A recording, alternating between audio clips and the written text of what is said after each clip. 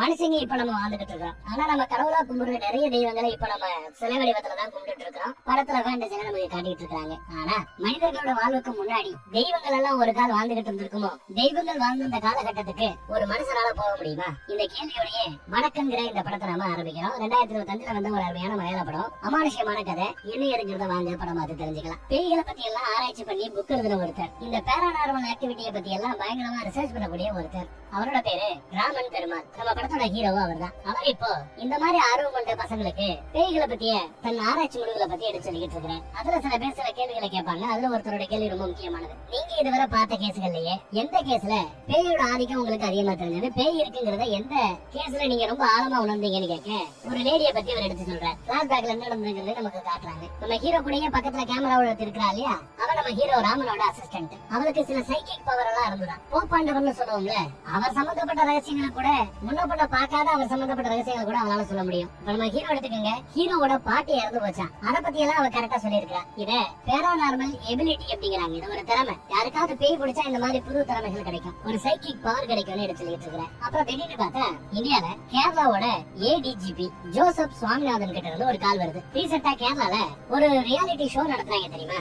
அதுல கிட்டத்தட்ட 7 பேரு மர்மமான முறையில இறந்து போயிருந்தாங்க. அந்த இறந்து போன 7 பேர்ல உங்களோட க்ளோஸ் ஃப்ரெண்ட் மேகா, அவளோட புருஷன் ரவிவர்மா, அவரு இறந்து போயிட்டாராமே. நாங்க அந்த கேஸ பத்தி விசாரிச்சு பார்த்த வரைக்கும் அது ஒரு நார்மல் கேஸ் மாதிரியே எங்களுக்கு தெரியல. கொஞ்சம் வித்தியாசமா அமானுஷ்யமான பல விஷயங்கள் இன்வால்வ்மெண்ட் இருக்கும் போல அப்படின்னு ஃபீல் பண்ணி எடுத்து சொல்லிட்டு இருக்கிறேன். இந்த கேஸ் சம்பந்தப்பட்ட கிளிப்ஸ், வீடியோ கிளிப்ஸ் எங்க கூட கொஞ்சம் இருக்குது. அதை நான் உங்களுக்கு அனுப்புறேன். அதை பார்த்துட்டு உங்களால முடிஞ்ச உதவி யாராவது எங்களுக்கு செய்ய முடிஞ்சா செய்யுங்க அப்படின்னு கேட்டுக்கிறாரு ஏடிஜிபி. அந்த வீடியோ ஃபுட்டேஜை பார்த்துட்டு மேட்டர் ரொம்ப சீரியஸ் போல அப்படின்னு புரிஞ்சுக்கிட்டார். நான் அசிஸ்டன்ட் கிட்டையும் சொல்லிட்டேன், நாம உடனே கேரளா போகணும்னு. கிளம்பியும் வந்துட்டாங்க. கேரளாக்கு கிளம்பி வராங்க. இங்க வந்து பார்த்தா மேகாங்கிறவ ஓடியாந்து கட்டி பிடிக்கிறேன். நம்ம ஹீரோவோட எக்ஸ் கேர்ள் ஃபிரெண்ட் தான் இவ. ஹீரோவை கழட்டி விட்டு வேற ஒரு பையனை வர்மான்னு ஒருத்தவரை கல்யாணம் பண்ணிக்கிட்டார், ரவிவர்மாவை. ரவிவர்மா தான் இப்ப இறந்து போனது. அந்த கேஸ விசாரிக்கிறதுக்காக தான் இவங்க வந்திருக்காங்க. கேர்ள் ஃபிரெண்டோட புருஷன் செத்து போன கேஸ விசாரிக்கிறதுக்கு கூட வந்திருக்கிற தான் அசிஸ்டன்டையும் அறிமுகப்படுத்தி வைக்கிறாரு. அப்புறம் உள்ள போனா ஏடிஜிபி இருக்கிறாரு, அவருக்கும் தான் அசிஸ்டன்ட் அறிமுகப்படுத்தி வைக்கிறார். நான் என்னோட கெரியர்ல இதுவரை பல ப்ரூட்டலான மர்டர் கேசஸ் எல்லாம் பாத்துருக்கேன். ஆனா இது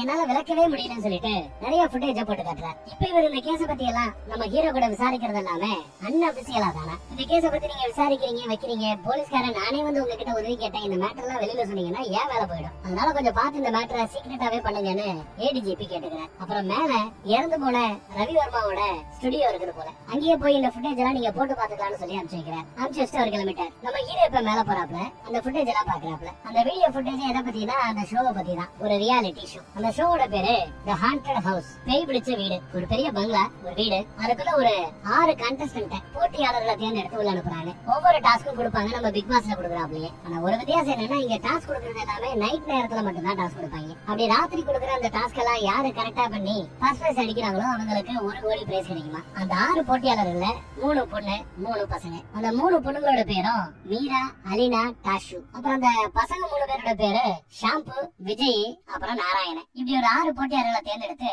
அந்த அமானுஷ்ய வீட்டுக்கு கூட்டிட்டு போறாங்க. இங்க ஒரு கண்டிஷன் இருக்கு, உள்ள தூக்கி போறதுக்கு முன்னாடி கையில இருக்கிற போன், எலக்ட்ரானிக் செட்டை எல்லாத்தையும் பிடிக்கிடுவாங்க. அப்புறம் அந்த பிக் பாஸ் வீட்ல இருக்கணும்னா சில டர்ம்ஸ் அண்ட் கண்டிஷன்ஸ் நம்ம ஃபாலோ பண்ணணும். அது என்னங்கறதையும் சொல்றாங்க. மார்னிங் ஃபுல்லா ஜாலியா ஃப்ரீயா இருக்கலாம், தூங்கலாம். ராத்திரி மட்டும் தான் டாஸ்க் கொடுக்கப்படும். ஒவ்வொரு நாளும் விதவிதமா டாஸ்க் கொடுப்பாங்க. அப்புறம் இந்த பேய்களை வேட்டையாடுறதுக்குன்னு சில எக்யூப்மெண்ட் தேவையில்ல, அந்த மாதிரி எக்யூப்மெண்ட் போட்டியாளர்கிட்ட கொடுக்குறாங்க. ஒண்ணு இஎம்எஃப் மீட்டர்னு சொல்லுவாங்க, எலக்ட்ரோ மேக்னெட்டிக் ஃபீல்ட் மீட்டர். அது பேய் ஒரு இடத்துல இருக்கா இல்லையாங்கிறது அது சொல்லிட வாய்ப்பு இருக்குது. அப்புறம் சில மைக்ரோபோன்ஸ், அப்புறம் ராத்திரியில பாக்குறாப்ல கேமராஸ், இந்த மாதிரி சில பல ஐட்டங்களை கொடுக்குறாங்க. சோனிக், அதாவது சவுண்ட வச்சும் பேயோட இருப்பிடத்தை நம்மளால தெரிஞ்சுக்க முடியும். இத பத்தி எல்லாம் இந்த படத்தோட ஸ்டார்டிங் சீன்ல நம்ம ஹீரோ அந்த பசங்களுக்கு டெமோ காட்டிட்டு இருப்பார், பேய்களோட இருப்பை நாம எப்படி தெரிஞ்சுக்கிறது. அப்புறம் பிளாஷ் லைட் கொடுக்கப்பட்டிருக்கும், கூடவே உள்ள கேமராவும் இருக்கும். அந்த லைட்டோட ஸ்பெஷாலிட்டி என்னன்னா, அந்த பிளாஷ் லைட்டை ஆன் பண்ணும்போது கூடவே கேமராவும் சேர்ந்து ஆன் ஆயிடும். என்ன எதுக்கு பார்க்க முடியுமோ அது எல்லாம் அதுல ரெக்கார்ட் ஆகும். அது மட்டும் இல்லாம இங்க உள்ள நடக்கிற இந்த ஆக்டிவிட்டிஸ் எல்லாத்தையுமே கண்ட்ரோல் ரூம்ல ஒரு ரூம்ல இருந்து பாக்குறதுக்காக ஏகப்பட்ட சிசிடிவி கேமராஸ்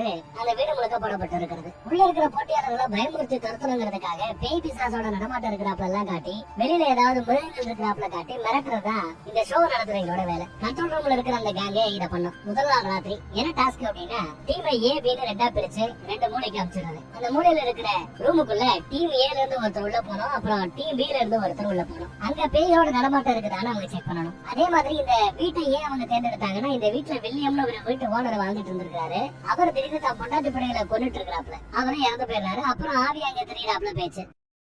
அதனாலதான் இந்த இடத்துல ஆவிய நடமாட்டம் இருக்குதான்னு பாக்குறதுன்னு சொல்லிட்டு இவங்களை இப்ப அனுப்பிச்சு வச்சிருக்காங்க. அந்த டீம் ஏல இருந்து ஒரு பொண்ணும் டீம் பி ல இருந்து ஒரு பொண்ணும் உள்ள போறாங்க. உள்ள வந்தவங்கள கண்ட்ரோல் ரூம்ல இருக்கிற ஆட்கள் பேய் மாதிரி சவுண்ட் கொடுக்கறது, பேய நடமாட்டம் இருக்கிறாப்ல காட்டுறதுன்னு சொல்லி என்னென்னமோ பண்ணி அவங்களை பயமுறுத்த ஆளு 2 தெரிச்சு ஓடுதுங்க. முதல்ல டாஸ்க்ங்கிறது இப்படிதான் இருக்கும்ன்றது எல்லாருக்கும் தெரிஞ்ச விஷயம். போக போகதான் தைரியம் வர பிக்கப் பண்ணிக்க முடியும். அடுத்து 2வது நாள் இன்னைக்கு இவங்களுக்கு கொடுத்திருக்கிற டாஸ்க் என்னன்னா, முதல் நாள் ஃபர்ஸ்ட் ரவுண்ட்ங்கிறதுனால யாரையும் எலிமினேட் செய்யல. இப்ப 2வது நாள் இன்னைக்கான டாஸ்க் என்னன்னா, இந்த க்ளூவா அடிக்கடிக்கு வச்சிருப்பாங்க. முதல் க்ளூ கண்டுபிடிக்கணும், அடுத்து அதன் மூலமா 2வது க்ளூ கண்டுபிடிக்கணும், இப்படி கண்டுபிடிச்சு போகணும். இதுல ஜெயிக்கிற டீம் தான் அடுத்த ரவுண்டுக்கு போகும். தோக்குற டீம் அந்த டீம்ல இருக்கிற 3 பேரும் எலிமினேட் செய்யப்படுவாங்கன்னு ஸ்ட்ரிக்டா சொல்லியாச்சு. இதுல முதல் கொடுக்கப்படக்கூடிய க்ளூ என்னன்னா, நீங்க ஆண்டவர் கிட்ட அதை பார்க்கலாம், ஆனா பிசாசுகள் கிட்ட பேய்கள் கிட்ட அதை பார்க்க முடியாது அப்படிங்கறதா ஃபர்ஸ்ட் க்ளூ. 2 டீமுமே அந்த க்ளூ என்னன்னு கண்டுபிடிக்கிறதுக்காக முயற்சி பண்ணிட்டு இருக்காங்க. ஒரு டீம் வீட்டுக்குள்ள தெரியுது, என்னடா க்ளூவா இருக்கும் கண்டுபிடிக்கலாமே. இன்னொரு டீம் காட்டுக்குள்ள தெரியுது, காட்டுக்குள்ள ஒரு பழமையான ஒரு பெரிய மரம், அங்க ஏதாவது க்ளூ கிடைக்குமான்னு வந்துட்டு இருக்காங்க. இந்த மரத்துக்குள்ளேயே பாத்தீங்கன்னா டோர் மாதிரி ஒரு ஷேப்ல இருக்குல்ல, அத நம்ம ஷாம்பு பைபிள்ல பாத்துறோம். இதுக்குள்ளதான் குழு இருக்குன்னு சொல்லிட்டு அதை திறக்க முயற்சி பண்றான். கூட இருக்கிறவங்களும் இது ரிஸ்கா தெரியுது, தேவையில்லை, வேண்டாம் எவ்வளவு சொன்னாலும் அவன் கேட்கல. அவங்க எவ்வளவு சொன்னாலும் கேட்காத பைபிள்ல கடைசியா எப்படியோ ஒரு வழியா அந்த டோர் எடுத்து ஓப்பனும் பண்ணிட்டான் ஷாம்பு. ஆனா அப்ப ஏற்பட்ட ஒரு போர்ஸ் அவனை அடிச்சு தூக்குது, கழுத்துல நல்ல அடி. அவனுக்கு ஹெல்ப் பண்ணணும்னு சொல்லி மெடிக்கல் எய்டு கொடுக்கணும்னு சொல்லி அந்த பேய் வீட்டுக்கு மறுபடியும் தூக்கிட்டு வராங்க. ஏற்கனவே விளையாண்டுட்டு இருக்கிற டீம் கூட என்னாச்சு ஏதாச்சுன்னு தன் போட்டியாளர்கள் சக போட்டியாளர்கள் ஒருத்தருங்கிறதுனால அவருக்கு முதலுதவி கொடுக்கிற வேலையெல்லாம் நடந்துட்டு இருக்குது. இந்த கூத்தெல்லாம் வீட்டுக்குள்ள நடந்துட்டு இருக்கு. இவங்க தெரியாதனமா அந்த மரடோரை திறந்து விட்டாங்கல்ல, அதுக்குள்ள இருந்து சில பூச்சிகள் வெளியில வரதை நம்ம பார்க்க முடியும். நாம பாக்குறோம், அவங்க பாக்கல. அப்புறம் அந்த பக்கத்துல கண்ட்ரோல் ரூம்ல இருக்கிற நிறைய பேர் இருக்காங்க. அதுல ஒருத்தன், இங்க 2 பேர் இருந்தா மட்டும் போதும், மீதி எல்லாம் கேம்ப்ல போய் ஜாலியா சில் பண்ணுங்க, நாளைக்கு பிரேக் டே தானே, இன்னும் பெருசா வேலை இருக்கா, நீங்க என்ஜாய் பண்ணுங்க, நாங்க பாத்துக்கிறோம்னு சொல்லி எல்லாரையும் அனுப்பிச்சு வச்சிருக்காப்ல. இவங்க 2 பேர் மட்டும் தான் இருக்காங்க. அடுத்த நாள் சண்டே நினைக்கிறேன், அதனால எந்த டாஸ்க்குமே அவங்களுக்கு கிடையாது. பெருசா டாஸ்க் எதுவும் இல்ல, சண்டே வேற. ஜாலியா வெளியில உட்காந்து நம்ம ஷாம்புவும் நாராயணனும் சரக்கு அடிச்சிட்டு இருக்காங்க. அப்போ நீங்க ஓபன் பண்ணி விட்டாங்கல்ல ஒரு மரடோரு, அந்த ஏரியா பக்கம் ஏதோ வெளிச்சம் தெரியறாப்ல நாராயணன் பாக்குறேன். எது தெரியுது உனக்கு தெரியுதான்னு நாராயணன் விசாரிச்சா, நம்ம ஷாம்பு பைபிள்ல அப்படி எல்லாம் ஒண்ணும் தெரியல, நீ சரக்கு அடிச்சிருக்கல அதனால உனக்கு அப்படி தெரியுதுங்கிறாரு. ஆனா அடுத்த கொஞ்ச நேரத்துல பார்த்தா ஏதோ கொட்டடிக்கிற சத்தம் வேற கேக்குது. இவங்களுக்கு ஏதோ வெளிச்சம் தெரியறாப்ல ஃபீல் ஆகுது. என்னடா பாக்கலாமே, அவங்க 2 பேரும் அந்த மரத்து பக்கம் போறாங்க. மரத்துக்கு பக்கத்துல போன பிறகு வெளிச்சமும் இல்ல, அந்த கொட்டி சத்தமும் இல்ல, கேட்கல. இவங்க 2 பேரும் அங்க வந்த பிறகு எந்த வெளிச்சமும் இல்ல, சத்தமும் இல்லையா. உடனே ஒருத்தர் அதுல காண்டாயி, வெளிச்சமும் சத்தமும் தானே வேணும், இதோ இப்ப கொண்டு வரேன்னு சொல்லி அங்க இருக்கிற ஒரு கல்லு மேல இவங்க அடிச்சுக்கிட்டு இருந்த சரக்க பாட்டில விட்டு ஒரு அடி, தப்புன்னு வெடிச்சு செதறுது. அதுல ஆல்கஹால் வேற இருக்கும்ல, அதை லைட்டா கொளுத்தி விடுறாங்க, குப்புன்னு பத்திக்குது. பாத்தியா வெளிச்சமும் எரியுது, நல்ல சத்தமும் கேக்குது பாரு அப்படின்னு சொல்லி சீன் பண்ணிட்டு இருக்காங்க. அப்போ டீம்ல இருக்கிற சில பேர் பார்த்துட்டு, என்னடா இங்க பண்றீங்க, வந்து தொலைங்கடான்னு அங்க இருந்து இழுத்துட்டு வர முயற்சி பண்றாங்க. நம்ம ஷாம்பு பைப்ல மட்டும் அந்த பக்கம் போக மாட்டேங்கிறான். இதுல ஒருபடி மேல போய் அதுல உச்சாலாம் அடிச்சு விட்டு ஓவரா சேட்டை பண்ணிக்கிட்டு இருக்காங்க. இவங்க வீட்டுக்கு வந்து ரொம்ப நேரம் ஆச்சு, இன்னும் நம்ம ஷாம்பு பைப்ல திரும்ப வரல. என்னடா அவன் திரும்ப வரலையே, ஏதாச்சும் அவனை பாக்குறதுக்காக இவங்க கிளம்புறாங்க. இப்போ அவனை தேடி இந்த பக்கத்துல சுத்திக்கிட்டு இருந்தா திடீர்னு பார்த்தா வீட்டுக்கு வெளியில இருந்து அந்த கிணத்துல தூக்குல தூங்கிக்கிட்டு இருக்கிற நம்ம ஷாம்பு பைபிள்ல அதை பார்த்து பயந்து போய் அலறி அடிச்சுக்கிட்டு இவங்க எல்லாம் தெரிச்சு ஓடியாராங்க. இது பத்தாதுன்னு பவர் கட்டு, சுத்தமா வெளிச்சம் இல்ல, இருட்டு, பயந்து தெரிச்சு ஓடிட்டு இருக்காங்க. மத்த ஆட்கள் ஓடியாது என்ன ஏதுன்னு விசாரிக்க அவங்க கிணத்த காட்ட கயத்தை சரசரசரன்னு மேல தூக்க ஆரம்பிக்கிறாங்க. ஷம்புவோட பாடி தான் கன்ஃபார்ம் ஆன பிறகு மொத்த கூட்டமும் ஓடுது. அப்பதான் அந்த பவர் கட்டு. இந்த வீடியோ ஃபுட்டேஜ் எல்லாம் நம்ம ஹீரோ பாத்துட்டு இருக்காரு. இப்ப ரியாலிட்டியில இவ்வளவு கூத்திங்க நடந்துட்டு இருக்குதுல்ல, கண்ட்ரோல் ரூம்ல 2 பக்கிங் இருக்குதுல்ல, இதையெல்லாம் கவனிச்சுக்கலாம்னா கவனிக்கல. பிரேக் டைம்ல அவங்களும் ரெஸ்ட் எடுத்துட்டு இருக்காங்க. இது நம்ம நாராயண பைபிள்ல வேற வெளியில போயிடுறாரு. ஏன் நாங்க போற போகாதனால பிஜு வேற பின்னாடி வெட்டி போய்கிட்டு இருக்காரு. நாராயண வேகமா ஓடி போய் ஒரு பழைய ரூம் மாதிரி ஒன்று இருக்குது, அதோட கதவை சாத்திக்கிறான். பிஜுவோ வேண்டாம் அங்க போகாது, ஏற்கனவே இங்க ஏகப்பட்ட பஞ்சாயத்து, நீ புதுசா பிரச்சனைகளை போற வாடா அப்படின்னு கூப்பிடுறாங்க. ஆனாலும் கேட்காம அந்த பைபிள்ல போயிட்டாரு. திடீர்னு பார்த்தா பவர் கட்டு, அப்புறம் நெருப்பு நீராப்புல தெரியுது, லைட் எல்லாம் உள்ள வருது. இதெல்லாம் எங்க இருந்துதான் வருது அப்படின்னு பார்த்தா எந்த ரூமுக்குள்ள போய் நாராயண ஒளிஞ்சுக்கிட்டானோ அந்த ரூம் தான் பத்தி எரியுது. நெருப்பு மாதிரி மொத்தமா எரிஞ்சு இடிஞ்சு கீழே அவன் மேலேயே வந்து விழுகுது. சம்பவ இடத்துலயே நாராயணன் செத்து போறான். இதை பார்த்து பயந்து போன நம்ம பிஜு அங்க தெரிச்சு ஓடியாரா. போட்டியாளர்கள் மீறி 3 பொண்ணுங்க இருக்காங்கல்ல, அவங்க கிட்ட என்ன நடந்தது குத்த எடுத்து சொல்றான். நீ அமானுஷமா என்னென்னமோ நடக்குது, தனக்கு பயமா இருக்குன்னு புலம்பி தள்ளிக்கிட்டு இருக்கான். நாராயணன் செத்துட்டா நீ புலம்பிட்டு இருக்கும்போது பார்த்தா நாராயணன் நல்லபடியா முன்னாடி வந்து நிக்கிறான். என்னடா நாராயணன் எதுக்கு வந்து நிக்கிறானே, என்னடா இது அப்படின்னு உங்களுக்கு ஒண்ணு புரியப்படல. உண்மையை சொல்லணும்னா இங்க வந்து ஜம்முன்னு உட்கார்ந்துட்டு இருக்கிற நாராயணனே கிடையாது, அவர் அங்க இறந்து போயிட்டார். அப்ப இங்க வந்திருக்கிறது ஏதோ ஒரு ஆவியாத்தான் இருக்கணும். செத்து போனவன் உயிரோட வந்து நிக்கிறத பார்த்துட்டு பீஜ பயந்து போய் நடுநடுங்கி போய் உட்கார்ந்துட்டு இருக்கிறான். நல்லா பயந்து போனதுனால வாயெல்லாம் வறண்டு போச்சு. குடிக்க தண்ணி அடிக்குமான்னு கேட்க மீரா தண்ணி எடுக்கிறதுக்காக கிச்சன் பக்கம் போறா. கிச்சன்ல அவ தண்ணி எடுக்கிற சமயம் அமானுஷ்யமா சில விஷயங்களை அவ அங்க உணர்றா. அங்க இருக்கிற கேமரால கூட இதெல்லாம் ரெக்கார்ட் ஆகத்தான் செய்யுது. ஆனா அதை கவனிக்காம கண்ட்ரோல் ரூம்ல இருக்கிறவங்க தூக்கிட்டு இருக்காங்க. தானா சொம்பெல்லாம் வீசி அடிக்கும். திடீர்னு ஏதோ ஒண்ணு அவளோட தலைய பிடிச்சு இழுத்துதாப்புல தெரியும். அவ போராடி முன்னாடி போய் விழுவா. அப்புறம் ஒண்ணு அவளை பிடிச்சு தரதரன்னு கீழே இழுத்து போனது அடுத்து மேல தூக்கி அங்க அவன் இருக்கும்ல அதுல ஓங்கி ஒரு இடி. அவ்வளவுதான், மீராவோட சொல்லி முடிஞ்சு போச்சு. இத பார்த்த மீதி ஆட்கள் ஐயோ அம்மா கதறாங்க. பதறி அடிச்சுக்கிட்டு அந்த 2 பொண்ணுகளை ஓடுறாங்க. ஆனாலும் நாராயணன் கிட்ட எந்த ஒரு ரெஸ்பான்ஸும் இல்ல. அவன் ஜம்முன்னு உட்காந்துட்டு இருக்கான். அப்புறம் தான் ஐயோ இது நம்ம நாராயணனே கிடையாதுன்னு சொல்லிட்டு அவங்க ஓட பார்த்தா சேரோட அவங்கள விரட்டிட்டு போறான் நாராயணன். ஓடுறவங்கள படுவேகமா சேரோட வந்து புடிச்சு தள்ளி விடுறான் நாராயணன். அடிச்சு தூக்கி எரிஞ்சதுல செவத்துல போய் 2 பொண்ணுங்களை முட்டி சம்பவ இடத்திலே செத்து போறாங்க. இங்க இருந்து தப்பிச்சு ஓடுறது நம்ம பீஜம் மட்டும்தான். அந்த பக்கம் ஒரு ஆத்து பக்கத்துல தலைவரிக்க ஓடுறான். தண்ணி பக்கம் நீங்க அங்கிட்ட அந்த அக்கறைக்கு போறதுக்கு முயற்சி பண்ணிட்டு இருக்கான். ஐ திங்க் தப்பிச்சிட்டான்னு நினைக்கிறேன். பீஜம் மட்டும் தப்பிச்சிருக்கான். ஆனா மீதி போட்டியாளர்கள் 5 பேருமே இறந்து போயிருக்காங்க. இது எல்லாத்தையுமே நம்ம ஹீரோ வீடியோ ஃபுட்டேஜ்ல பாத்துட்டு இருக்காரு. தப்பிச்சு போன பீஜா மட்டும் ஹாஸ்பிட்டல்ல கிடக்குறான் போல தெரியுது. இந்த வீடியோ ஃபுட்டேஜ் எல்லாம் பார்த்து நம்ம ஹீரோ ஆயிஷான்னு ஒரு பொண்ணுக்கு போன் பண்ணி பேசுறாப்ல. இந்த அமானுஷ்யமான விஷயங்களை பத்தி ஆர்வமா கத்துக்கிறவங்க கூடவே இந்த ஃபீல்டுல ஒரு பெரிய எக்ஸ்பர்ட்டும் கூட அவங்கள கூப்பிட்டு இருக்கிறான். அந்த அம்மா ஒரு காலத்துல PhD படிச்சிட்டு இருக்கும்போது இந்த ஏரியா பக்கம் இந்த ஊர் தலைவரோட வந்திருக்காங்க. இந்த ஊர் சம்பந்தப்பட்ட பல விஷயங்களை கேட்டு தெரிஞ்சுட்டு இருந்திருக்காங்க. மத்தபடி நிறைய விஷயங்கள் எழுதப்படவில்லை. எல்லாமே காதுவழி செய்திகள் தான். அப்படி இவங்க தெரிஞ்சுக்கிட்ட ஒரு கதையை பத்தி எடுத்து சொல்லிட்டு இருக்காங்க. இந்த ஏரியாவுக்கு இதுக்கு முன்னாடி பிரம்மகிரின்னு பேரு. இந்த ஏரியால வாழ்ந்துகிட்டு இருந்த மக்கள் அம்மா தெய்வம்னு ஒரு தெய்வத்தை கும்பிட்டு இருந்திருக்காங்க. இயற்கை அன்னைய தெய்வமா கும்பிட்டு இருந்திருக்காங்க. இந்த ஊர் தலைவர் பேரு குலசேகரன். அவனுக்கு அந்த ஊர்லயே ரொம்ப அழகான ஒரு பொண்ணு மேல கண்ணு, அம்புட்டு அழகா. அந்த பொண்ணுக்கு ஒரு சேலை வாங்கி கொடுத்து தனக்கு 2வது பொண்டாட்டியா கட்டிக்கிட்டாரு. ஆனாலும் என்ன பையன் அந்த பொண்ணு கிட்ட போனா இவரோட ஆன்மா தோத்து போகும். அதனாலயே என்னவோ இந்த பொண்ணு தன்னோட வீட்டுல ஊரை விட்டு தள்ளி ஒரு வீட்டுக்குள்ள பூட்டியே வச்சிருப்பாரா. யாருமே பார்க்காதபடி பூட்டி வச்சிருப்பாரா. அவன் அந்த வீட்டை விட்டு வெளியில வர்றதுக்கு ஒரே ஒரு நாள் மட்டும் அனுமதி. எப்போ வருஷத்துக்கு ஒரு தடவை சாமி ஆட்டம் ஒண்ணு ஆடுவாங்க. அம்மா தெய்வத்தோட வேஷம் போட்டு ஒரு சாதாரண மனுஷன் அன்னைக்கு மட்டும் கடவுளா பார்க்கப்பட்டு சாமி ஆட்டம் ஆடுவார். அவருக்கு அப்படி சாமி ஆட்டம் ஆடுறவரு ஒரு கீழ்ஜாதிக்காரரா. அவருக்கு இந்த குலசேகரனோட வீட்டு பக்கம் வர்றதுக்கோ இல்ல அவரோட 2வது பொண்டாட்டியோட வீட்டு பக்கம் வர்றதுக்கும் அனுமதி கிடையாது. அந்த ஏரியா பக்கமே வரக்கூடாது. அதனால இந்த அம்மா தூரமா இருந்தே பார்த்து வருஷத்துக்கு ஒரு தடவை சாமி ஆட வர்றாங்க இல்லையா, அந்த சாமி ஆட்டத்தை பார்த்து இந்த அம்மாவுக்கு லவ் காதல் முத்தி போய் ஒரு கட்டத்துல சாமியாடி கூடயே சேர்ந்து இவங்க ஊழல் கொள்றாங்க. இத குலசேகரன் பாத்துறான். பயங்கர கோபம். சுத்தபத்தமா இருக்க வேண்டிய சாமியாடி இப்ப சுத்தபத்தமா இல்லாம ஆயிட்டார். சாமி ஆடிக்கிட்டு இருக்கும் போதே பாத்தீங்கன்னா திடீர்னு அவரோட சாமி ஆட்டம் நின்று போகும். எல்லா பேரும் அரசல் புருஷனா சுத்தபத்தமா இல்லையோ அப்படிங்கிறப்பல பேச ஆரம்பிச்சிட்டாங்க. ஐயோ தப்பு பண்ணிட்டு இவரும் சாமி கிட்ட வேண்டிக்கிட்டு இருக்கிறேன். மறுபடியும் சாமியாட சாமியை தான் உடம்புக்குள்ள இறக்க முயற்சி பண்ணிட்டு இருக்கிறேன். அதே சமயம் குலசேகரன் இவரை போட்டு சொல்றதுக்கு ஏற்கனவே பிளான் பண்ணி அங்க இருக்கிற ஒரு 2 பேருக்கு ஏதாவது சொல்லி வச்சிருப்பாரு. ஒருத்தர்கிட்ட தான் நினைக்கிறேன். அவரு சும்மா அங்கங்க ஆடிக்கிட்டு இருக்கிறாப்ல. கையில ஒரு பெரிய கூர்மையான கம்பியோட வந்தவரு பின்னாடி இருந்து முன்னாடி ஊங்கி சரக்குன்னு ஒரு குத்து சாமி ஆடிக்கிட்டு இருந்தாரு மேல. 10வது மறுபடியும் 2வது ஒரு குத்து. அப்படி குத்தி முடிக்கும் போது ஒரு வெளிச்சம். சாமி ஆடாத அந்த கால் லைட்டா ஒரு சாமி ஆட்டம் ஆடிதான் அப்புறம் கீழே வந்து செத்து போகும். இவர் இருந்த நிலை, அந்த நிலைக்கு பேரு மனித நிலையா கடவுள் நிலையான்னு சொல்ல முடியல. 2ம் இருக்கும் போது அவர் கொலை செய்யப்பட்டு இறந்து போறார். அப்படி அந்த சம்பவம் நடந்த பிறகு பல வருஷங்களா அந்த ஏரியாவில பயங்கரமான துர்மரணங்கள் எல்லாம் ஏற்பட ஆரம்பிச்சது. திடீர்னு தூக்க மாட்டிக்கிட்டு பல பேர் செத்து போவாங்க. விதவிதமா நோய் வந்து செத்து போவாங்க.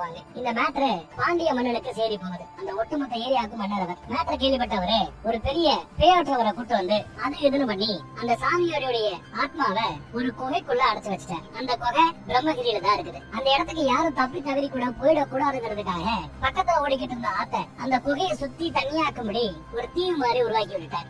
ஆத்தோட திசையவே மாத்தி. அதன் பிறகு நாட்கள் ஆகும் போது ஒரு பூச்சி வெட்ட கூட அந்த ஏரியா பக்கம் போகாதான். பறவைகள் கூட அந்த ஏரியாவுக்கு மேல பறக்காதான். அப்படி எத்தனை வருஷமா போய்கிட்டு இருந்திருக்கு. அதுக்கு பிறகு பிரிட்டிஷோட காலம் வரும்போது பிரிட்டிஷார்கள் அந்த 2வது பொண்டாட்டி வாழ்ந்துகிட்டு இருந்த வீட்டை ஒரு பங்களாவா அழகா இடிச்சு கட்டிடுறாங்க. அவங்களுக்கு பயமோ இல்ல இதுல நம்பிக்கை இல்லையோ என்னவோ தெரியாது. அந்த புகை மேட்டரை மட்டும் அப்படியே விட்டுட்டாங்க போல. அந்த வீட்டுலதான் பிரிட்டிஷார் கட்டின அந்த பங்களாலதான் இவங்க இந்த ஷோ நடத்துறது அப்படின்னு அடுத்து இந்த அம்மா சொன்ன பிறகுதான் நம்ம ஹீரோக்கு தெரிய வருது. அப்புறம் ஹாஸ்பிட்டல்ல கிடக்குறாங்க பீஜு. அவனும் போய் பாக்குறேன். நடந்த உண்மை என்னன்றது தெரிஞ்சுக்கணும்னா அந்த தீவுக்கு போயானுங்கிற அப்ப சொல்றேன். அடுத்த தீவுக்கு போறதுக்கான ஏற்பாடுகள் நடக்குது. கூடவே அந்த எக்ஸ் கேர்ள் ஃபிரெண்ட் அவளும் வருவேங்கிறா. ஏன்னா என் புரிஞ்ச எத்த இடாது நானும் வருவேங்கிறா. வேண்டான்னு இவர் பேசி பாக்குறாரு. இல்ல இங்க தனியா இருக்கிறதுக்கு பயமா இருக்குங்கிற. சரின்னு கூட்டு போறாங்க.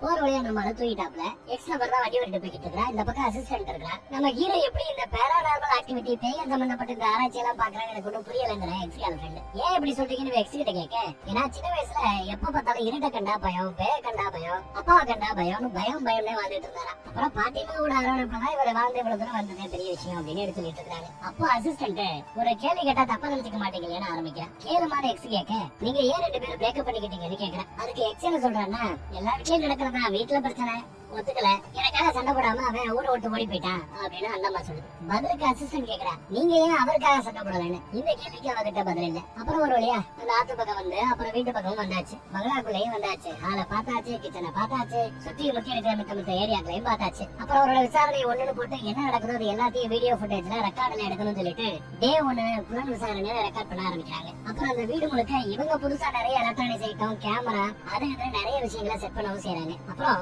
அந்த வீட்டோட சுவர்களை அன்னைக்கு ஒரு நாள் தட்டி ராத்தமா தட்டி பார்த்துட்டு இருக்கும்போது ஒரு இடத்துல தொப்புன்னு ஒரு சவுண்ட் கேட்கும். என்ன வாக்கியம் சவுண்ட் கேக்குதுன்னு அப்புறம் அந்த கதவை அந்த ஏரியாவை இடிச்சு பாக்கணும் ரொம்ப அசால்ட்டா இடிஞ்சிருது. அது ஒரு டம்மி சோறு தான். அது ஆக்சுவலா ஒரு ரூம். அந்த ரூமுக்குள்ள போய் பார்க்கும்போது ஏகப்பட்ட பழைய ஐட்டங்களா கிடக்குது. ஒரு பொட்டி கிடக்குது. அந்த பொட்டியை ஓபன் பண்ணி பார்த்தா அம்ம தெய்வம் சாமியாடி அவங்க ட்ரெஸ் பண்ணிட்டு சாமி ஆடுவாங்கல்ல, அந்த ட்ரெஸ் இந்த பெட்டிக்குள்ள கிடக்குது. கூடவே சில ஓலைச்சுவடிகளும் அங்க கிடக்குது. அது எல்லாத்தையும் எடுத்து இவர் படிச்சு பாத்துக்கிறேன். அப்ப கட்டிக்கிட்டு இருக்கிற அந்த சலங்கைகளும் கிடைக்கும். அப்புறம் இவர் யதார்த்தமா வீட்டுல இருக்க லேடிஸ் கூட பேச ஆரம்பிக்கிறார். 3 வகை அமானுஷ்யமான விஷயங்கள் உண்டா. சாதாரணமா எல்லாத்தையும் பண்ணி நல்லபடியா இறந்து போறவங்க, அவங்க ஆத்மா நல்ல ஆத்மா சொர்க்கமோ நரகமோ ஏதாவது ஒரு இடத்தை தேர்ந்தெடுத்து போயிடும், இல்ல மறுபிறவியை நோக்கி போகும். அடுத்து நிறைவேறாத ஆசையோட இறந்து போற மனுஷங்க, அவங்களோட ஆத்மா பேயா இங்கேயாவது சுத்தி தெரியலாம். அடுத்து 3வது ஒரு கேட்டகரி இருக்குது. அதுதான் ஒரு ஏரியாவை தழுவிய ஒரு அமானுஷ்ய சக்தி. இந்த எல்லைச்சாமின்னு சொல்லுவோம். அந்த எல்லைக்குள்ளதான் அதுகளுக்கு பவர் உண்டு. எப்படி மனுஷங்க நிறைவேறாத ஆசையோட இறந்து போகும்போது மேலோகம் போய் சேர முடியாம இங்கேயே சுத்தி தெரியுமோ, அதே மாதிரி கூட ஒரு குறிப்பிட்ட இடத்தை சார்ந்த சில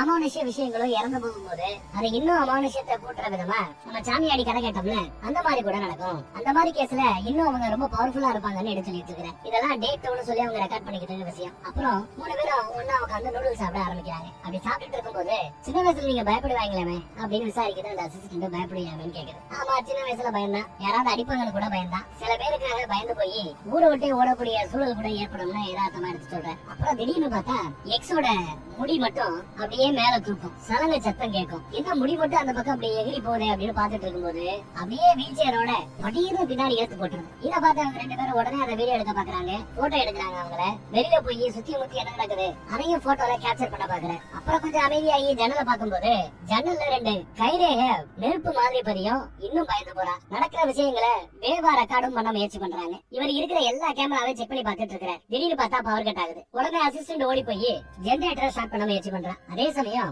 எக்ஸோட ஒரு கை அப்படி தழுவுறாப்புல தெரியும். சரி, நம்ம லப்பர் தான் தொடுறானோ என்னவோ நினைச்சுக்கிட்டு இருந்தா ஜெனரேட்டர் ஆன் பண்ணும்போது தான் தெரியும் அது வேற ஏதோ ஒரு கைன்னு. பயந்து போவான். அசிஸ்டன்ட் என்னன்னு கேட்க ஓடியாரு. அசிஸ்டன்ட் தான் கையை பிடிச்சாலும் நினைச்சுக்கிட்டு அசிஸ்டன்டையே தள்ளி விடுறான். அவன் கையில அந்த தழும்பு பாருங்க செவப்பா இன்னும் இருக்குது. அடுத்த நொடி அவன் உடம்புக்குள்ள ஏதோ ஒரு போர்ஸ் எகிரி போனாப்புல ஒரு ஃபீல். பலமா ஓங்கி எத்துனா 3 பேர் உட்கார்ற ஒரு சோஃபாவே அப்படி நகண்டு ஓடுது. அவ்வளவு பெரிய ஒரு எத்து விடுறான். ஏதோ சொல்லிட்டு தான் மயங்கி விழுந்திருக்கான். அவர் வெளியில ஏதோ இருக்குன்னு சொல்லிட்டு வெளியில தேடி போன சமயம் உள்ள அசிஸ்டன்ட் கழுத்தை பிடிச்சு நெருக்கி ஆரம்பிச்சிடறான். வித்தியாசமான ஒளிகளை எழுப்பிக்கிட்டு இருக்கிறான். வெளியில போனவர் ஓடியாந்து அந்த அம்மாவை பிடிச்சு தரந்து எடுத்துட்டு போய் அசிஸ்டண்ட காப்பாத்துறாரு. அவளை கட்டி போனாரு அவரு. அவர் அப்புறம் ஏதோ சத்தம் கேட்கிறேன்னு அந்த பக்கம் கேமராவோட ஓடுறாப்ல. வெளியில என்ன நடக்குதுன்னு பாக்குறதுக்கு முயற்சி பண்றாரு. ஒண்ணும் வேலைக்கு ஆகல. ரூமுக்குள்ளேயே தெரியிட்டு இருக்காரு. அப்ப ஜன்னல் வழியா இந்த பக்கத்துல இருந்து அந்த பக்கத்துக்கு ஏதோ ஒண்ணு சாட்டுன்னு போறதை நீங்க கவனிக்கலாம். அதே சமயம் இந்த பக்கம் பாருங்க, அந்த பொண்ணு தான் கையில இருக்கிற கட்டை அவுத்தோட சொல்லி ரொம்ப நல்ல பொண்ணு மாதிரி கேட்க சரின்னு சொல்லிவிட்டு அதை நம்பி அசிஸ்டன்ட் போய் கை கட்டை அவுத்து விட்டுறான். அடுத்த நொடி பார்த்தா எக்ஸா அழ காணும். அவன் என்னன்னா போட்டிருக்க ட்ரெஸ் எல்லாம் அவுத்து போட்டுட்டு அப்படியே இருட்டுக்குள்ள நடக்க ஆரம்பிக்கிறான். நம்ம வேலை பார்த்தது குடும்ப நடத்த விட்டுட்டு இருக்கேன். இவன் ஐயோ பாவம் ட்ரெஸ் எல்லாம் போட்டு விட்டு கட்டி போட்டு மறுபடியும் உட்கார வைக்கிறான். அப்புறம் மறுபடியும் வெளியில சத்தம். இதை பாக்குறதுக்கு அசிஸ்டன்ட் போக பாக்க இது நான் போறேன்னு சொல்லிட்டு இவன் போறான். கேமராவோட வெளியில போறான். வெளில வந்து பார்த்தா ஏதோ ஒரு சக்தி அப்படியே ஒரு 20 அடி உயரத்துல வானத்துல அப்படி மேல பறக்கும் பாருங்க. மிரண்டு போறாங்க. பார்த்து பயந்து ஓடுறான். கதவை சாத்துறான். உள்ள யாரும் வந்துடக்கூடாதுன்னு ஒரு நாற்காலி அண்ணன் கொடுத்துட்டு உள்ள ஓடியாருவான். ஆனா இவன் நடவடிக்கையிலையும் மாற்றம் தெரியுது. அடுத்த நாடி பார்த்தா இவனோட கண்கள் அப்படியே கருப்படிச்சு போயிருக்குது. இவன் உடம்புலயும் ஏதோ ஒண்ணு இறங்கிடுச்சு போல தெரியுது. இவன் நேரம் ஜெனரேட்டர்ல ஓடிக்கிட்டு இருந்ததுல அதுவும் கட்டாயிடுச்சு. ஜெனரேட்டரை சரி பண்ண வேண்டியதானு மலையாளத்துல திட்ட ஆரம்பிக்கிறான் அந்த பொண்ணு. பொதுவா அந்த பொண்ணு கிட்ட இங்கிலீஷ்ல தான் பேசுவான். இப்ப மலையாளத்துல திட்ட ஆரம்பிக்கிறாங்களே. கெட்ட கெட்ட வார்த்தையில திட்டி லைட்ட போட சொல்ல அவ பயந்து போய் ஓட ஆரம்பிச்சிட்டான். ஜெனரேட்டரை ஸ்டார்ட் பண்ணிட்டாளா இல்ல கரண்ட் வந்துச்சான்னு தெரியல. லைட் எல்லாம் எரிய ஆரம்பிச்சிச்சு. ஆனா இவ பயந்து ஓடுறான். இவன் நார்மலுக்கு வந்துட்டு பயப்படாதே நான் தான் சொன்னா அவ கேட்காம ஓட ஆரம்பிக்கிறான். பின்னாடியே இவனு விரட்ட ஆரம்பிக்கிறான். அந்த அம்மா பயந்து போய் அங்க இருக்கிற ஏடியில மடமடன்னு மேல ஏறான். பின்னாடியே பார்த்துட்டு பயப்படாதன்னு இவனும் பின்னாடியே ஏறான். இன்னும் கொஞ்சம் விட்டா அந்த பக்கம் விழுகிற ஸ்டேஜுக்கு பக்கத்துல போனதும் அங்க நடக்கிறது ஒரு கேமரால ரெக்கார்ட் ஆகுது தெரியுது. இவன் கை பக்கத்துல போகுது, ஆனா தள்ளி விட்டு ரேஞ்சுக்கெல்லாம் போல. ரெண்டு கைக்கும் அவ உடம்புக்கு நடுவுல ஒரு அடி கேப் இருக்குது. தப்புன்னு பார்த்தா மேல இருந்து கீழே ஒரு கல்லு மேல விழுந்து சம்பவ இடத்துலயே வச்சுட்டு போறான். கீழே ஓடி போய் பார்த்து பதறி போய் கதறி அழுதுட்டு அப்புறம் கோவத்தோட எக்ஸா பாக்குறதுக்காக இந்த பக்கம் ஓடியாரான். இரண்டி பண்ணவளு இரண்டி பாருங்க அப்படின்ட்டு அப்படியே அவளை அடிக்கிறதுக்கு ஓடியாருவான். பார்த்து பயப்படுவா. கையில பக்கத்துல வந்து ஒரு ஸ்கூட்டர் எடுத்து குத்த வருவான். அப்ப பார்த்தா டிவில என்ன நடந்துச்சு, அந்த ஒரு அடி கேப்ல என்ன நடந்துச்சுங்கிறத இப்ப நமக்கு காட்டுறாங்க. பார்த்தா இவர்தான் அந்த பொண்ணோட சோல்டர் மேல கை வைக்கிற வரைக்கும் நார்மல் மோட்ல இருப்பாரு. அடுத்து கண்ணு மறுபடியும் கருமையாகும். கழுத்தை பிடிக்கிறாரு, பிடிச்சு தூக்கி வீசி எறிகிறாரு, அந்த பொண்ணை கொலை பண்றாரு. ஆனா அவர் அந்த கட்டுப்பாட்டுல இல்ல, அவரோட கட்டுப்பாட்டுல இல்ல அவர் வாடி. இதையெல்லாம் பார்த்துட்டு பயந்து போய் பக்கத்து போனா, பக்கத்து ரூம் பக்கம் போனா அந்த கேப்ல மேஜை தானா மேல ஏறும். இதையெல்லாம் பார்த்து அந்த எக்ஸ் பதறிக்கிட்டு இருப்பா. மறுபடியும் உள்ள வரும்போது மறுபடியும் மேஜை தானா கீழே வரும். பயந்து போனவரு அன்னைக்கு பீச் போனாப்ல அந்த ஆத்து பக்கத்துல ஓடி போறாரு. ஆத்துக்குள்ள இறங்குறாரு. ஆனா ஆத்துக்குள்ள குளிச்சு முடிச்சு வர்றாப்ல மறுபடியும் எதிர்ச்சுக்கிட்டு வர. அப்போ இந்த சாமியார் வந்து சாமியை தான் உடம்புக்குள்ள வந்து இறங்குன்னு சொல்லுவாங்கல்ல, அந்த மாதிரி அவங்களோட அந்த பாட்டு வந்து பேக்ரவுண்ட் மியூசிக்ல ஓடிக்கிட்டு இருக்குது. அடுத்து பார்த்தா ஜம்முன்னு குளிச்சுட்டு வந்தவரு அந்த புட்டிக்குள்ள இருந்த அந்த பழைய ட்ரெஸ் எல்லாம் எடுத்து மாட்டிக்கிட்டு காட்டு பக்கம் போய் தீயை கொளுத்திட்டு திடீர்னு சாமி ஆட்டம் ஆட ஆரம்பிக்கிறார். இவர் சாமி ஆட அந்த பக்கத்துல நெருப்பு இன்னும் கபு பயங்கரமா எரிய ஆரம்பிக்குது. இவரும் பயங்கரமா டான்ஸ் ஆடிக்கிட்டு இருக்கிறாரு. ஒரு கட்டத்துல அந்த நெருப்புக்கு பக்கத்துல போகும்போது அவர் உடம்ப தாண்டி அந்த சக்தி வெளியில வர்றது நீங்க கவனிக்கலாம். அந்த நெருப்பு பக்கத்துல வந்து கர்ஜிக்கிறது நீங்க கவனிக்கலாம். அதே சமயம் அந்த பக்கம் பார்த்தா கை கட்ட எப்படியோ அவுத்து இந்த பக்கத்துல ஓடியாரா காட்டுக்குள்ள. இன்னும் கொஞ்சம் விளையாட்டா வந்திருந்தா கூட அந்த நெருப்புக்குள்ளேயே இவர் உள்ள விழுறதுக்கு தயாராயிட்டார். ஆனா நல்ல வேலை உள்ள ஓடி போய் பிடிச்சுக்கிட்டு ராமா போவேண்டாம்னு பிடிச்சு நிப்பாட்ட பாக்குறான். ஆனா அவரை அதையும் தாண்டி அந்த நெருப்புக்குள்ள போய் விளையாடணும் முயற்சி பண்றாரு. ஒரு கடத்துல எப்படியோ பிடிச்சு இழுத்துட்டு வந்துடுறான். கொஞ்சம் அந்த ஆக்ரோஷம் அடங்கின பிறகு கார்ல ஏத்திட்டு அங்க கூட்டிட்டு போறான். அவர் உடம்புல அவர் போட்டு அந்த மேக்கப் அந்த ஐட்டங்கள் எல்லாமே அந்த கீழே விழுந்துங்கிறதுக்கு கவனிச்சிருக்கலாம். ஆனா அவரோட கால்ல சலங்கை மட்டும் இன்னும் கட்டப்பட்டிருக்கிறது. கொஞ்ச தூரம் அப்படியே போய்கிட்டு இருக்கிறா. இவர் நல்லா தூங்கிட்டு இருந்தா கூட அந்த உருமல் சத்தம் தொடர்ந்து இருந்துகிட்டே இருக்குது. சோ அவர் இன்னும் நார்மல் ஆகலங்கிறது நல்லா தெரியுது. வண்டி போய்கிட்டு இருக்கும்போது யாருக்காவது கால் பண்ணலாமே முயற்சி பண்றா. பட் சிக்னல் எதுக்கும் போகல, கால் போகல. என்ன பண்ண தெரியாம வண்டியை விட்டு போயிட்டு ஒரு பாலத்து பக்கம் வந்துட்டு இருக்கும்போது அப்படியே அவர் திரும்புவார் பாருங்க. அவர் முக பாவனையை வச்சு நல்லா தெரிஞ்சுக்கலாம் இவரோட உடம்புக்குள்ள இன்னும் அது இருக்குது. இவர் இன்னும் நார்மல் மோடுக்கு வரலங்கிறது நல்லா தெரியுது. வண்டி பாலத்துக்கு பக்கத்துல போய்கிட்டு இருக்கும்போது வண்டி என்ன திடீர்னு சத்தம் போடுறாரு. வண்டியை நின்றுச்சுங்க. அப்படியே இறங்கினவர் அந்த பாலத்தை பார்த்து உரிமைக்கிட்டு இருக்கிறார். ஒரு நொடி பாத்தீங்கன்னா அந்த தண்ணிக்குள்ள விழுந்து சாகலாமான்னு முயற்சி பண்ண போவார். அதுக்குள்ள இந்த அம்மா ஓடி போய் வா போலாம் அப்படின்னு கூப்பிடுதுங்க. அப்புறம் அந்த உருமல் சத்தம் அதோட அந்த போர்ஸ் குறையுது. சரி கூட்டிட்டு போயிடலாமேன்னு கார் வரைக்கும் பக்கத்துல கூட்டிட்டு வந்துட்டாங்க. ஆனா டப்புன்னு உரிமைக்கிட்டு இவர் டிரைவர் சீட்ல போய் உட்காந்துக்கிறார். இவன் எதுக்குறப்பா வண்டியை போட்டு உருமுறாரு. விட்டா ஏத்தி தள்ளி இருப்பாரு. ஆனா ஏத்தி தள்ளாம உரிமைக்கிட்டே இருக்கிறாரு. அப்ப இவனும் வந்து உட்காரணும்னு எதிர்பார்க்கிறாரோ என்னவோ. அந்த அம்மாவும் வந்து உள்ள உட்கார்ந்த பிறகு வீட்டுக்கு போலாம் அப்படிங்கிறது அந்த அம்மா. அந்த நொடி அந்த அம்மாவோட முகத்தை பாவனிங்க கொஞ்சம் சிரிச்சாப்பிலேயே சொன்னோம், பயந்துகிட்ட சொல்லல. இந்த நொடி இந்த அம்மா உடம்புக்குள்ள இருக்கிறது நம்ம ஒரு பிளாஷ்பேக் ஸ்டோரி பார்த்தோம்ல, அதுல ஊர் தலைவரோட 2வது வைஃபா இருப்பாங்கல்ல அவங்களோட ஆன்மா இருக்குன்னு நினைக்கிறேன். இவரும் வீட்டுக்கு போலாம்னு சொல்லிட்டு வண்டியை லைட்டா அந்த பக்கத்துல திருப்பி அந்த பாலத்தை இடிச்சு தள்ளிக்கிட்டு அப்படியே போய் வண்டியை உள்ள விட்டுறாரு, தண்ணிக்குள்ள விட்டுறாரு. அப்படியே தண்ணிக்குள்ள அவங்க அப்படியே மூழ்கி போறதை காட்டிட்டு அப்படியே வாய்ஸ் ஓவர்ல என்ன நடந்துச்சுங்கிறத நமக்கு விளக்கி சொல்றாரு டைரக்டர். என்ன இருக்குன்னா தன்னுள்ள இருக்கிற அந்த ஆத்மாவை வெளியில விட்டா அதை இன்னும் பல ஆட்டம் போடும் சொல்லிட்டு தன்னையே அழிக்கிறதுக்காக ஹீரோ முடிவு பண்ணிட்டார். அந்த பக்கம் அவ உடம்புலயே இன்னும் அந்த ஆத்மா இருக்குது. அதையும் அடக்கணும்னு தான் சாகர தருவாயில கூட மனுஷங்களுக்கு நல்லதை செஞ்சுட்டு சாகணும்னு சொல்லிட்டு தன் உயிரையே தியாகம் பண்ண முடிவு பண்ணிதான் அந்த முடிவு எடுத்திருப்பாருன்னு நினைக்கிறேன். ஆனா பொதுவா உசுறு இறந்ததுன்னா அவர்களோட காலம் மட்டும் அப்படியே பின்னோக்கி போகுமா.